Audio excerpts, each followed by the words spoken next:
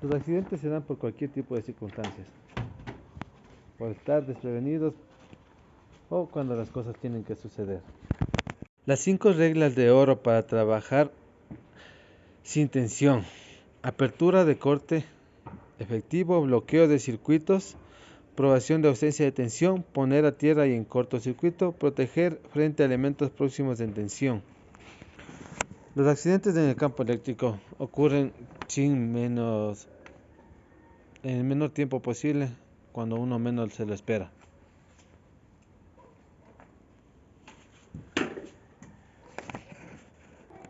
Como podemos observar, el trabajar sin ningún implemento de seguridad puede causar cualquier tipo de lesión al ser humano o, a su vez, realizar mal su trabajo.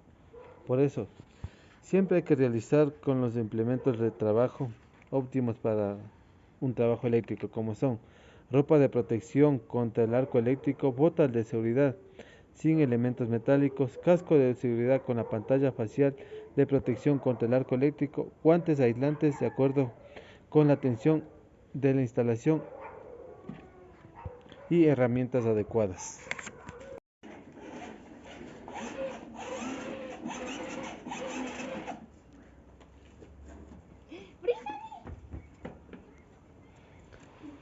No, no le haga así, señora. Primeros auxilios, los primeros auxilios debemos darnos cuenta de no hacerle más daño a la persona afectada. Debemos comprobar que la persona que está queriendo ayudar no sea más dramática o puede afectar en algo. ¿Sí? Lo que hay que hacer es primero llamar al 911. Dice, comprobar los signos vitales de la que está afectada. ¿Cómo se puede hacer?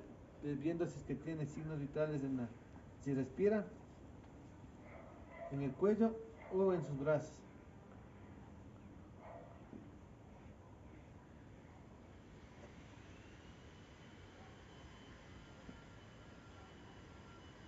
Practicar la respiración artificial.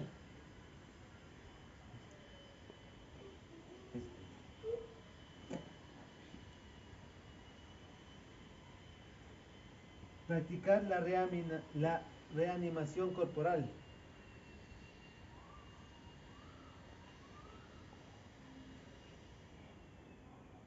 Y a su vez, una vez realizado todos estos pasos, colocarle de lado si es posible, ya que a veces, producto de cualquier accidente, el afectado tiene daños de su cuello, cabeza o cualquier parte de su cuello. Le podemos colocar de lado si vemos que nos puede dar el caso.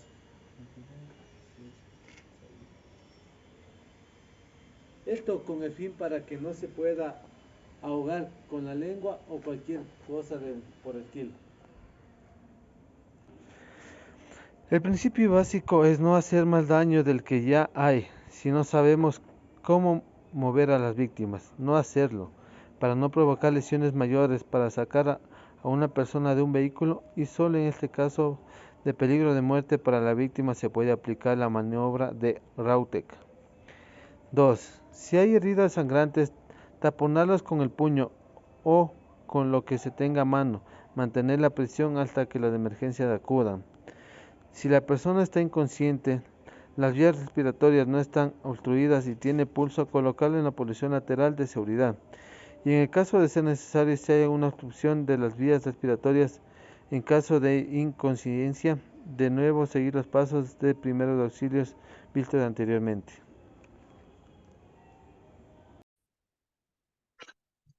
Buenas tardes. Vamos a dar un video explicativo sobre los primeros auxilios que puede darse ante un accidente eléctrico. Comencemos.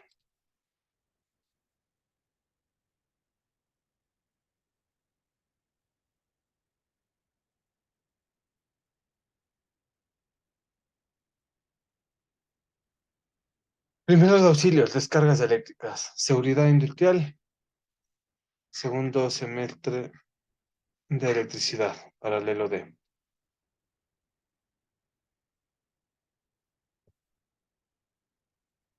Los primeros auxilios, El peligro de una descarga eléctrica depende del tipo de corriente, del nivel de tensión, del recorrido de la corriente en el cuerpo, del estado de salud general de la persona y de la rapidez con la que recibe la atención médica.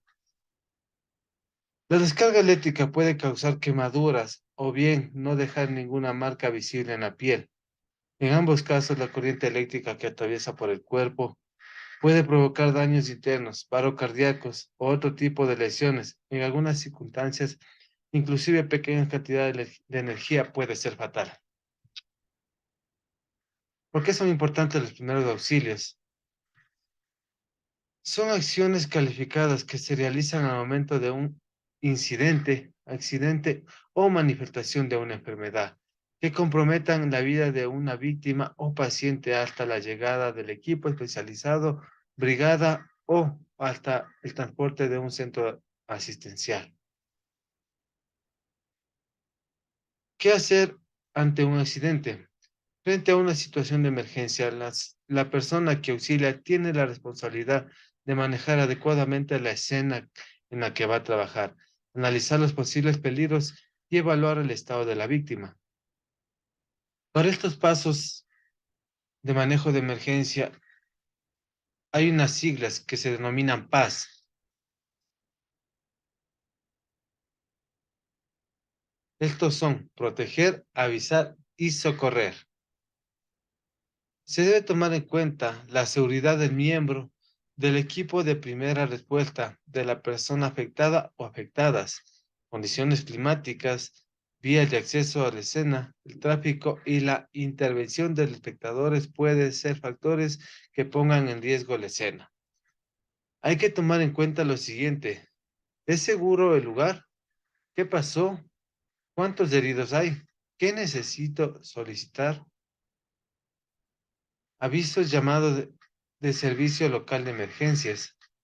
Socorrer. Evaluar a las personas afectadas. Observar y evaluar. Si una persona sufre una lesión por contacto por electricidad, debe consultar a un proveedor de atención médica. ¿Por qué es importante saber primeros auxilios? Ayuda a salvar vidas. Evita que las lesiones de la víctima se agraven. Ayuda a que la víctima, el paciente accidentado, se recupere más rápido de una mejor forma física y emocionalmente. Logra el traslado oportuno y adecuado de la víctima. También es importante saber la bioseguridad. Es el conjunto de medidas y equipos destinados a protegernos el contagio de enfermedades infectocontagiosas. Como precaución, hay que tomar en cuenta que no hay que tocar a una persona lesionada que todavía está en contacto con la corriente. Hay que llamar al 911 o al número de emergencia local si la quemadura la provocó un cable de alta tensión o un rayo. No te acerques a los cables de alta tensión hasta que no corten electricidad. Los cables de electricidad aéreos no sufren tensión aislación, no suelen tener aislación. Mantente al menos 6 metros de distancia más lejos de los cables para evitar hacer puente o chispas. No muevas una persona que tenga una lesión provocada por electricidad a menos que haya un peligro inmediato.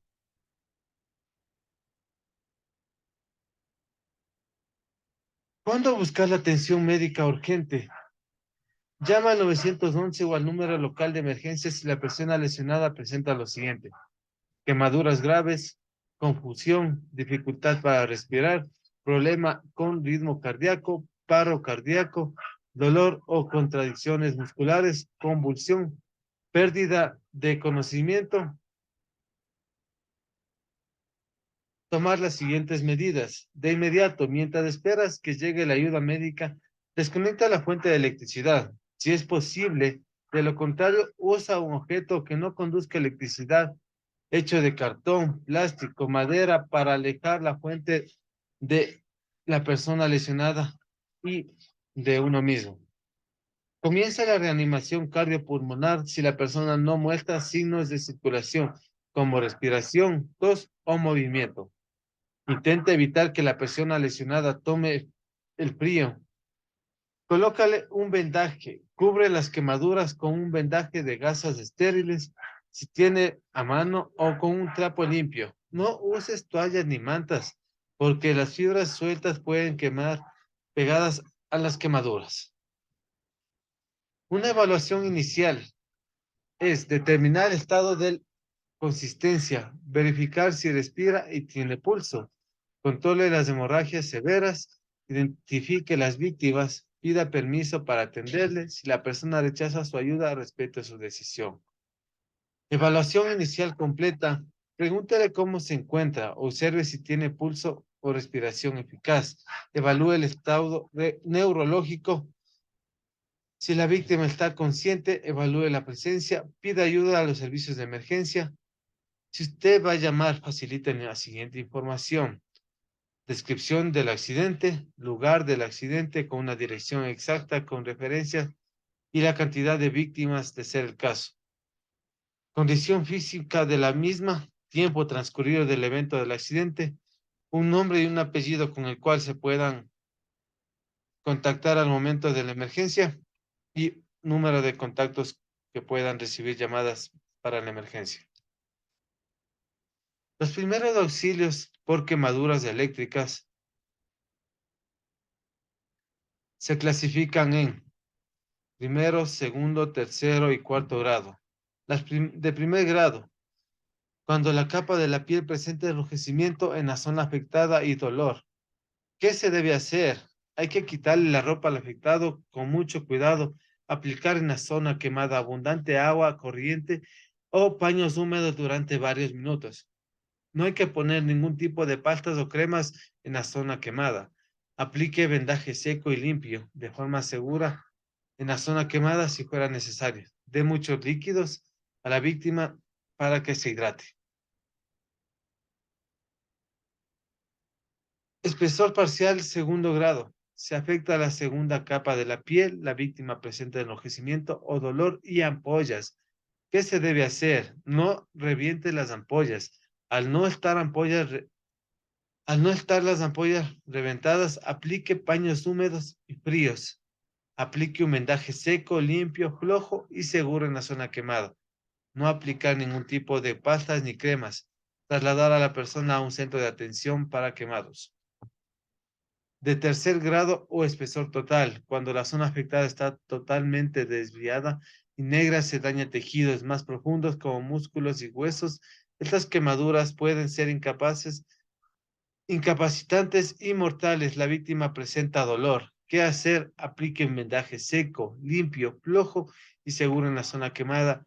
Traslade lo antes posible a la persona a un centro de atención médica. Cuarto grado. Afecta a todas las capas de la piel, grasas musculares, óseas y también los órganos internos. Son decisión extremadamente debilitantes y deformantes. La víctima puede presentar signos de shock. ¿Qué se debe hacer? Retirar la ropa. Si son quemaduras por químicos, no deje que la piel intacta se adhiera. Coloque un vendaje limpio, seco y seguro. En un botiquín de primeros auxilios, ¿cómo se debe cuidar? No debe estar expuesto a la sol. Los medicamentos deben estar en sus empaques originales. Deben estar libres de humedad y temperatura. No deben estar cerrados con candado.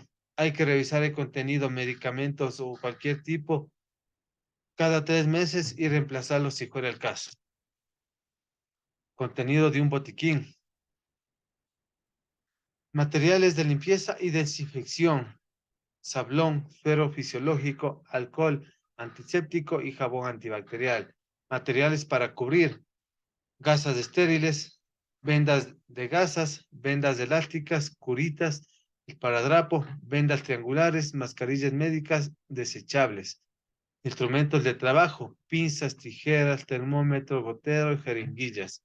Insumos varios: manual de primeros auxilios básicos, listado de teléfonos de emergencia, cuaderno de registro, lápices de borrador, linterna, papel higiénico, algodón, bolsas de plástico, vasos desechables, cucharas pequeñas, cajas de fósforo. Otros: sueros de hidratación oral, vienen en sobres, pero también se lo puede preparar de manera casera. Todos estos insumos los debe manejar la persona de primeros auxilios de cualquier área de trabajo o tener un grupo de personas capacitadas para cualquier tipo de emergencias que se pueda suscitar, ya sea eléctricas, físicas o cualquier tipo de riesgos que puede existir en el ámbito laboral, dentro y fuera de su empresa.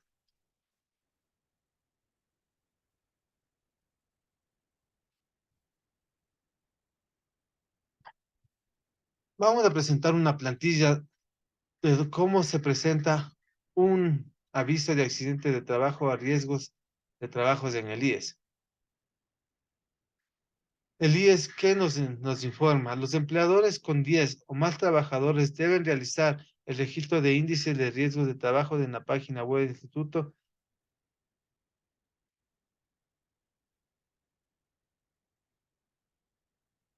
Información de la plantilla. En esta plantilla, como podemos observar, hay los datos del empleador, empresa o dónde está trabajando, laborando dicha persona. Como podemos observar, existen diferentes parámetros o ítems que nos pide antes de realizar cualquier tipo de informe para riesgos de trabajo. Sí, como es el nombre de la empresa, identificación del médico, la provincia, la actividad económica, nombre del representante legal, nombre del responsable de la empresa, teléfonos, email, tanto de la empresa como del médico, número de trabajadores. Este es un indicador de donde nos indica todo lo que debemos cumplir para presentar a la empresa, ¿no? Como el año, índice de frecuencia, índice de gravedad, tasa de riesgo que puede provocarse, índice de proactivos, análisis de riesgo de la tarea que estaba ejecutando, observaciones planeadas de acción y subestándares, diálogo periódico de seguridad, las charlas que se debería dar o implementar, los entrenamientos de seguridad, orden de servicios de estándar y auditarios, control de accidentes, si es que fuera el caso, y programas de salud y seguridad, como son programas de investigación de accidentes y enfermedades ocupacionales, programas de vigilancia de salud a todos los trabajadores, incluyendo los expuestos a riesgos ocupacionales, programa de identificación médica, evaluación y control de riesgos ocupacionales, programa de capacitaciones de información de factores de riesgos de los trabajadores y programas de los equipos de protección personal de ropa de trabajo. Muchas gracias. Ha sido un gusto.